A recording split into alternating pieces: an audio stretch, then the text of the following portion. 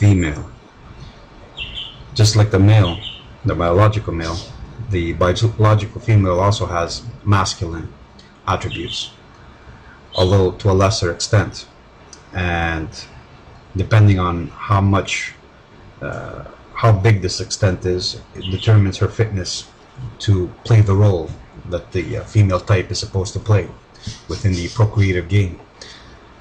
Because of the risks entailed in gestating and raising an offspring, particularly in larger brained species such as the human one, where the offspring takes 6, 7, 8 years to be weaned, the female has to have a particular demeanor. First of all, she has to have a particular demeanor in order to accept the approach of a larger male, then to accept the insertion of a penis within her body. And then she has to develop the mechanisms, the physical and the mental, in order to accept foreign elements within her, being the sperm or the developing fetus. And then she has to also evolve the capacity to remain loyal to the offspring, to risk her life for being or well-being during that period, to attach herself to it in order to give it a chance to survive within a threatening environment. So this necessitates a particular kind of attitude, which is reflected in the feminine type, in what we call femininity. Now this attitude is tolerant, docile, accepting, wanting to belong, wanting peace. It is attracted to order, because order gives it a stable environment in order to carry out her job of having kids and raising them. That's why she's attracted to strong authority, to the masculine, which is an ordering element. As a representation of nature, a female is chaotic. She's unconscious, instinctive. She doesn't understand what she's doing. She feels things. She doesn't understand what she's doing rationally. She's not lucid about it. That's why a woman could fall in love one moment and then fall out of love the next, and without knowing why herself. She will explain it as a change of chemistry. She will say she fell out of love, and that would suffice for her.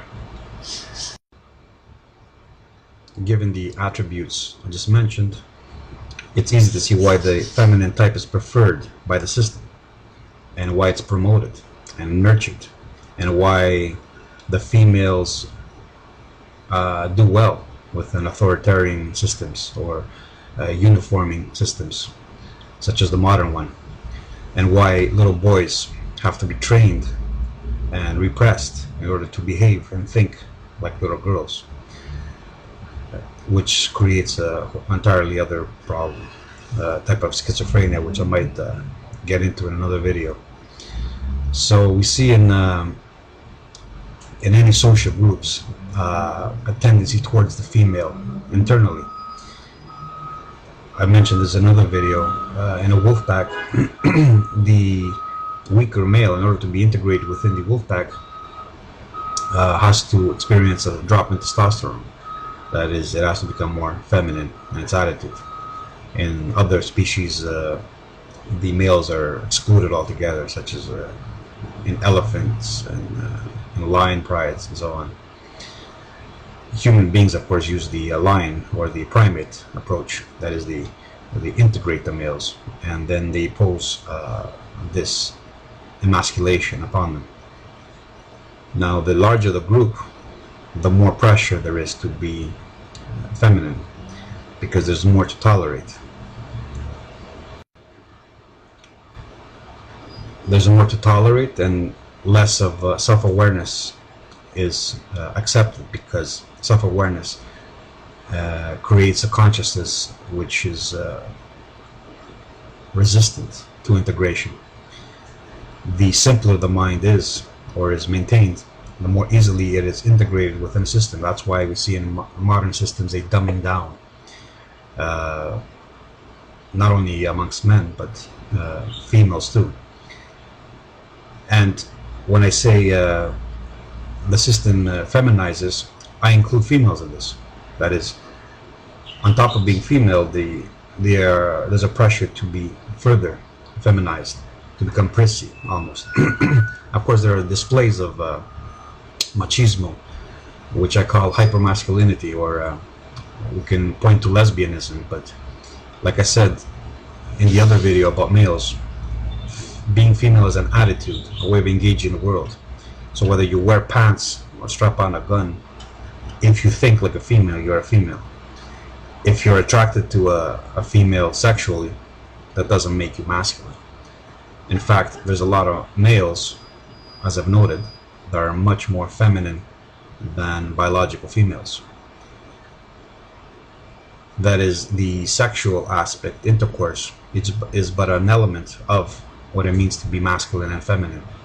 And in this case, whether you're a lesbian or you're a macho woman, if you think in a feminine manner, that is, you don't think outside the box, you submit to authority, you're attracted to order that you haven't created, you're submissive to it, you don't question it, then you are feminine. The armed forces are, when you go through boot camp, it's a process of emasculation. That is, the personality is broken down. It's shaped to obey commands without thinking. That is, it's emasculated. So whether you think being in the army is macho or not, I will tell you that it's an emasculating process, or else the armed forces will not be so effective or efficient.